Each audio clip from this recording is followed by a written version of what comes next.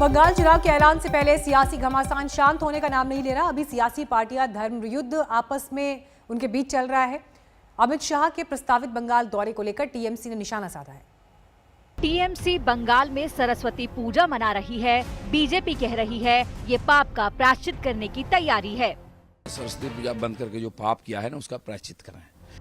गृह मंत्री शाह समेत बीजेपी के दिग्गज बंगाल में हल्ला बोल रहे हैं। टीएमसी कह रही है चुनाव आते ही बीजेपी को बंगाल की याद आ गई है। बंगाली का सब बंगाली को भी लड़ाता है, ये इसका काम ही है। लेफ्ट कांग्रेस ने भी ताल ठोक दी है। सियासत के रण क्षेत्र में दांव चल दिया है, क्योंकि सियासी समर में तस्वीर धीरे धीरे साफ होती जा रही है। ममता बनर्जी क्या सोचते हैं मुझे पता नहीं, शायद वो ये सोचते हैं कि बंगाल में सारे लोग कंगाल है। सबसे धुआंधार राजनीति अपना रही है बीजेपी। पार्टी की तरफ से ममता दीदी की सरकार के खिलाफ जोरदार हल्ला बोल का दौर जारी है। सियासी पार्टियों का दांवपेच तेज हो चुका है, क्योंकि ये बंगाल का सवाल है, चुनाव का सवाल है। सत्ता से टक्कर लेते हुए कुर्सी छीनकर कब्जा जमाने का है। बीजेपी ने अपना इरादा जता दिया है। पार्टी इस बार कोलकाता की नबाना बिल्डिंग में कुर्सी पर काबिज होना चाहती है। उस इरादे की तासीर बीजेपी की आक्रामक अंदाज वाली सियासत में दिख रही है। पार्टी के सिलेबस में सिर्फ और सिर्फ एक ही एजेंडा है, ममता को सत्ता से बेदखल करो। इसी की एक कड़ी है गृह मंत्री अमित शाह का दौरा। शाह गुरुवार को दक्षिणी 24 परगना पहुंच रहे हैं। शाह की रैली और अन्य कार्यक्रमों के लिए तैयारी अपने आखिरी पड़ाव की ओर है। वो गुरुवार को कोलकाता से हेलीकॉप्टर के जरिए गंगा सागर पहुंचेंगे। वहां कपिल मुनि मंदिर में पूजा अर्चना करेंगे। फिर काकद्वीप में बीजेपी की परिवर्तन रथ यात्रा के आखिरी चरण को रवाना करेंगे। शाह खुद भी 15 किलोमीटर तक रथ यात्रा में मौजूद रहेंगे।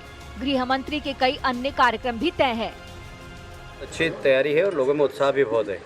मुझे लगता है कि यहाँ पर ऐतिहासिक परिवर्तन यात्रा निकलेगी और कुल मिलाकर कार्यकर्ताओं का जोश देखकर मुझे लगता है कि जो परिवर्तन की लहर है पूरे बंगाल के अंदर, वो यहाँ पर भी मुझे स्पष्ट दिखाई दे रही है। पार्टी की नजर विधानसभा की 294 सीटों पर है, जिसके लिए मिशन 200 का लक्ष्य भी तय हो चुका है। ममता सरकार पर धार्मिक कुठाराघात का आरोप लगाने वाली बीजेपी उम्मीद में है कि इस बार बंगाल सत्ता पक्ष को ममता नहीं दिखाएगी।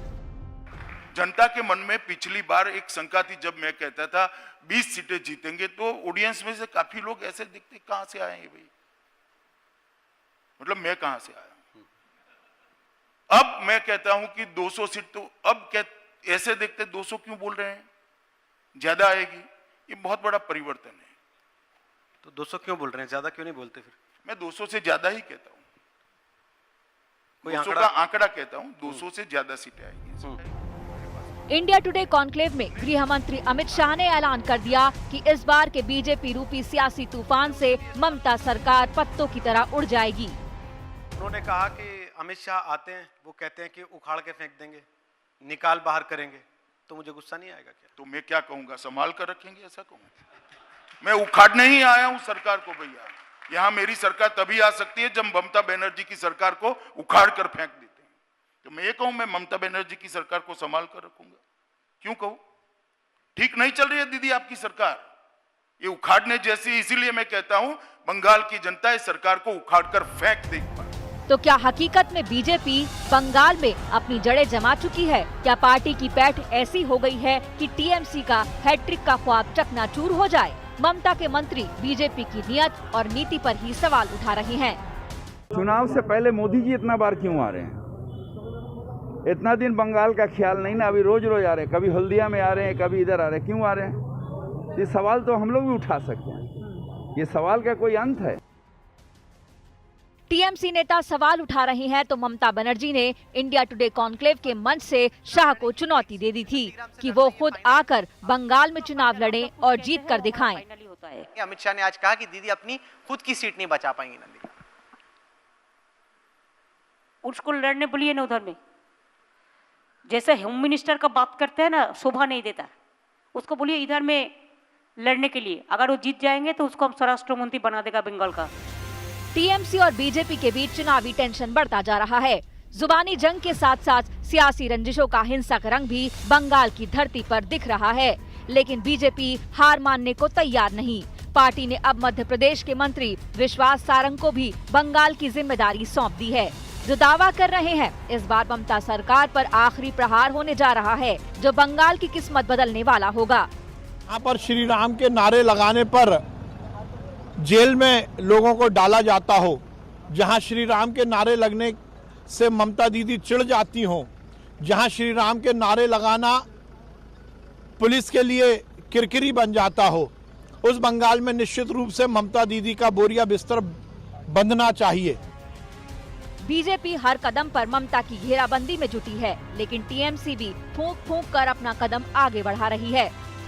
दक्षिण 24 परगना से प्रसेनजीत साहा, कोलकाता से तपन नास्कर और अनुपम मिश्रा के साथ आज तक ब्यूरो। बंगाल में सत्ता की जंग ऐसी है जिसके लिए धर्म युद्ध भी लड़ा जा रहा है। अभी टीएमसी की सरस्वती पूजा पर सियासी तलवार चल रही है, तो बीजेपी के जय श्री राम और दिलीप घोष के दुर्गा वाले बयान को लेकर भी तलवारें खींची हैं। सवाल यह है कि आखिर ये अचानक धर्म युद्ध तेज क्यों हो गया है? माहौल ऐसा कर दिया कि जय श्री राम बोलना माने गुनाह है। अरे बंता दीदी, बंगाल में जय श्री राम नहीं बोलना जाएगा तो कहां पाकिस्तान में बोला जाएगा क्या? জয় শ্রীরাম আমি চ্যালেঞ্জ করছি আপনাদের, জয় শ্রীরাম না বলে বলুন জয় সিয়া রাম। বলতে পারবেন? আগে সীতা তারপর রাম বলার ক্ষমতা আছে? जय श्री राम पर संग्राम। जय श्री राम बोलने से किसी को जेल में डाला जाता है, इन्होंने किया है। जो दुर्गा पूजा का और मूर्ति विसर्जन को रोकते हैं बंगाल में, उनको दुर्गा का नाम लेने का कोई अधिकार नहीं। माँ दुर्गा को शरण नहीं आता कौन? रामचंद्र। राजनीति में राम कैसे आ गई? राम तो राजनीति में नहीं आ सकता है, राम तो मंदिर में हो सकता है। सरस्वती पूजा सियासी दंगल। सरस्वती पूजा हर घर में होता है, हर पाड़ा में होता है, हर मोहल्ला में होता है। इसमें कहाँ पे ये सब बात आता है कि पूजा नहीं होता है इधर में? प्रभु राम के नाम पर घमासान। বলছে না জয় শ্রীরাম আমি চ্যালেঞ্জ করছি আপনাদের, জয় শ্রীরাম না বলে বলুন জয় সিয়া রাম। तो देवी दुर्गा पर जुबानी टक्कर। दुर्गा पूजा का विसर्जन में बाधा डाल के जो पाप किया है, इसलिए दुर्गा दुर्गा कर रहे हैं। बंगाल की सियासत में ये नई लड़ाई है। सियासी पार्टियों का धर्म युद्ध जारी है। चुनावों से ठीक पहले धर्म की याद क्यों आई?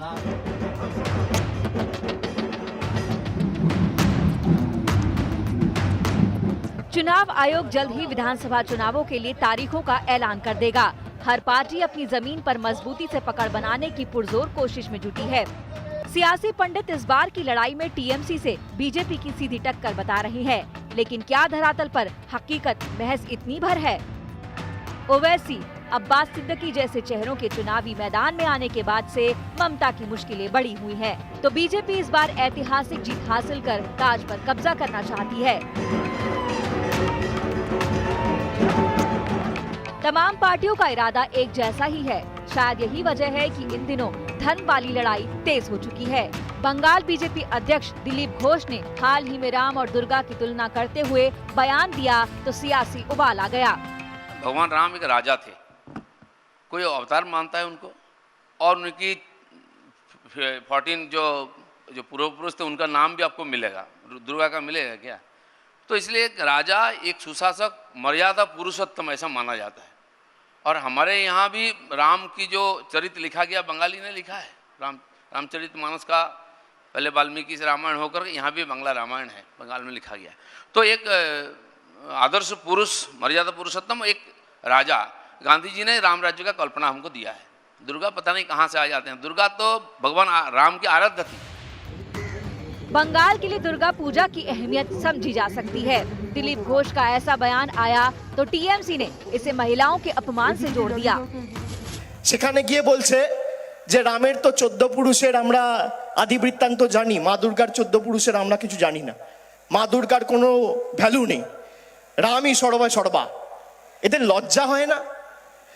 যে রামের নামে ধ্বনি দিচ্ছে সে রামকে তো আমরা অকাল বোধনের রাম বলে চিনি, যে নিজের চক্ষুটা পর্যন্ত মা দুর্গাকে অর্পণ করেছিল। नमस्कार, मैं हूं अंजना ओम कश्यप। हमें उम्मीद है ये वीडियो आपको पसंद आया होगा। लेटेस्ट खबरों के लिए यूं ही देखते रहिए आज तक, और इस वीडियो के पसंद आने पर लाइक, शेयर एंड सब्सक्राइब करना ना भूलें।